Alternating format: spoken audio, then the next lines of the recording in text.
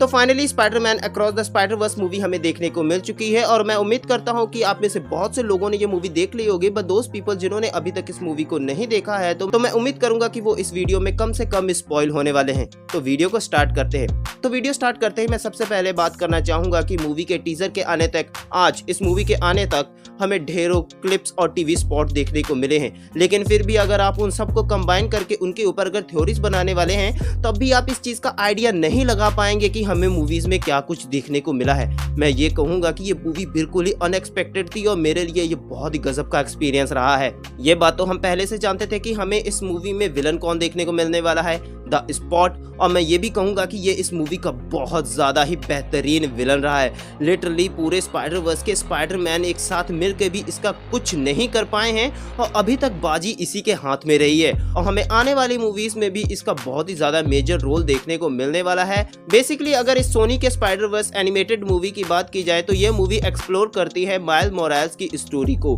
ये बताती है कि कैसे ये स्पाइडरमैन बना और अब इसकी स्टोरी को हम वहाँ कहाँ पे लेके जा रहे हैं। ओवरऑल अगर इस मूवी की बात की जाए तो हम इसमें देखते हैं कि माइल्स मोरालेस अपनी दोनों जिंदगियों को जीने की कोशिश कर रहा है और उनको बैलेंस करने की कोशिश कर रहा है। जहां पर वो अपनी पर्सनल जिंदगी में चीज़ों को गड़बड़ भी कर रहा है, सुधारना भी चाहता है, अपने रिलेशंस को भी सुधारना चाहता है, वहीं पर दूसरी तरफ वो स्पाइडरमैन बन के अपनी रिस्पॉन्सिबिलिटी भी निभाना चाहता है और लोगों की मदद भी करना चाहता है। दूसरी तरफ हम देखें तो ग्वेन और मकेल मिलके दोनों ही मल्टीवर्स में स्पाइडरमैन की जितनी भी टाइमलाइन और रियलिटी है उनको सिक्योर रखने की कोशिश कर रहे हैं। बेसिकली इन दोनों का वही काम है जो हमने लोकी सीरीज में TVA का देखा था, जहां पर वो MCU में होने वाली सारी टाइमलाइन और रियलिटी को सेक्रेट यानी एक लीनियर पाथ में रखने की कोशिश करते हैं। वही काम यहाँ पर मकेल और ग्वेन भी करने की कोशिश करती हैं। ये लोग हर जितने भी मल्टीवर्स में स्पाइडरमैन की रियलिटीज हैं उनको सिक्योर रखते हैं। मैं अगर मकेल की बात करूं तो ये भी एक स्पाइडरमैन है और मैं कहूंगा कि ये स्पाइडरमैन बिल्कुल ही डिफरेंट है। आप इसको जोक करता नहीं देखते, हंसता नहीं देखते,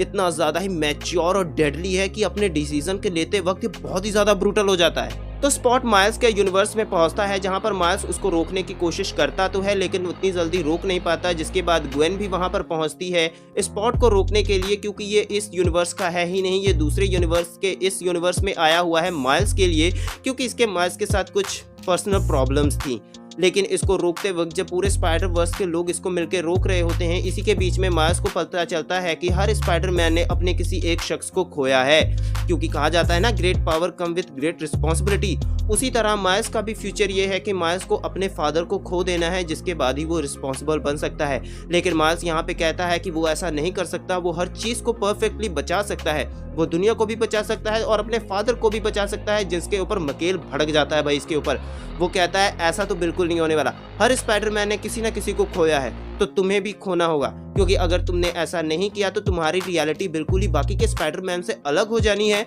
और अगर तुम्हारी रियलिटी बाकी के स्पाइडरमैन की रियलिटी से अलग हो गई तो तुम बाकी के सारे स्पाइडरवर्स के जितने भी यूनिवर्स हैं उन सबको भी डिस्ट्रॉय कर सकते हो, क्योंकि हम एक दूसरे के साथ जुड़े हुए हैं। अगर एक की स्टोरी अलग चलती है तो बाकी सबकी स्टोरी भी गलत हो जानी है। लेकिन भाई माइल्स अपना जवान लौंडा, वो कहता है ऐसा बिल्कुल नहीं होने वाला, अपन ऐसा कर सकता है तो अपन करेगा। और इसके बाद भाई जितने भी मल्टीवर्स के स्पाइडरमैन थे सारे माइल्स के खिलाफ हो जाते हैं, कुत्तों की तरह माइल्स को आगे आगे दौड़ाते हैं और माइल्स भी आगे आगे दौड़ता है। फाइनली वो वहां से निकलकर अपने यूनिवर्स में तो आ जाता है, लेकिन उसको पता चलता है कि वो अपने यूनिवर्स में नहीं आया बल्कि किसी और यूनिवर्स में चला गया है और बाकी के स्पाइडरवर्स के स्पाइडरमैन उसके यूनिवर्स में चले गए हैं। ग्वेन भी किसी और यूनिवर्स में जाने के बाद फिर माइल्स के यूनिवर्स में आ जाती है। उसको बचाने के लिए बहुत ही ज्यादा मल्टीवर्स की खिचड़ी चलने वाली है। और भाई जिस मूवी की जो एंडिंग दिखाई है ना, बिल्कुल एक गजब लेवल की, मैंने बिल्कुल एक्सपेक्ट नहीं किया था कि मुझे इस मूवी की एंडिंग इस तरह से देखने को मिलने वाली है। बेसिकली अगर इस मूवी के बारे में और बातें करना चाहूं तो ये मूवी 2 पार्ट्स में डिवाइडेड होने वाली है, जिसका पहला पार्ट आज हम देख चुके हैं स्पाइडरमैन अक्रॉस द स्पाइडरवर्स, और इसका दूसरा पार्ट आने वाला है स्पाइडरमैन बियॉन्ड द स्पाइडरवर्स, जो मे भी हमें 2025 तक देखने को मिल सकती है। और वो मूवी इस मूवी की एंडिंग से ही स्टार्ट होने वाली है और वो इसकी आगे की स्टोरीज को आगे जाके और ज्यादा कंप्लीट करने वाली है।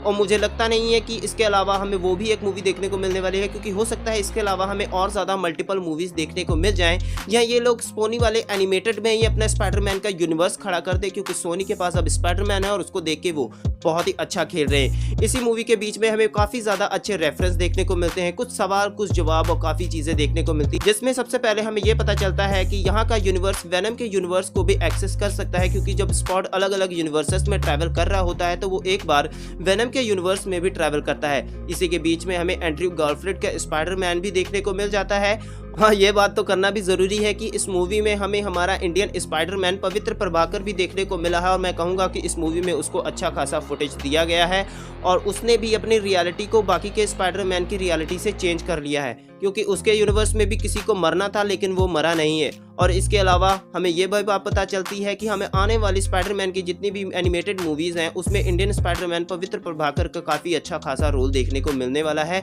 इसके बाद इस मूवी के अगर एनिमेशन की बात की जाए तो बहुत ही खूबसूरती से इसके एनिमेशन बनाए गए हैं। हर एक यूनिवर्स को उसकी अलग पहचान दी गई है, चाहे उनके कलर्स को लेके हो, टेक्सचर्स को लेके हो, या चाहे उनके डिजाइन को लेके हो। हर किसी यूनिवर्स की एक अलग पहचान है और वो बहुत ही ज्यादा खूबसूरत देखने पे लगता है। कई बार इस मूवी में कुछ सीन तो ऐसे देखने पे लगते हैं जैसे कि इन्होंने पूरे ही कॉमिक पैनल से उठा के उन पैनल्स को एनिमेटेड में ही दिखा दिया गया हो, और वो देखने भी काफ़ी ज़्यादा कूल लगते हैं। और मुझे लगता है यह मूवी एनिमेशन के मामले में तो बहुत ही ज़्यादा बेस्ट है। और अगर ओवरऑल मैं इस पूरी मूवी की बात करूँ तो मूवी बहुत ही ज़्यादा इंजॉयबल है। हमारे स्पाइडरमैन की मूवी है तो आप ये उम्मीद भी कर सकते हैं कि आपको कहीं पर भी डिसअपॉइंट होने की ज़रूरत तो बिल्कुल भी नहीं है।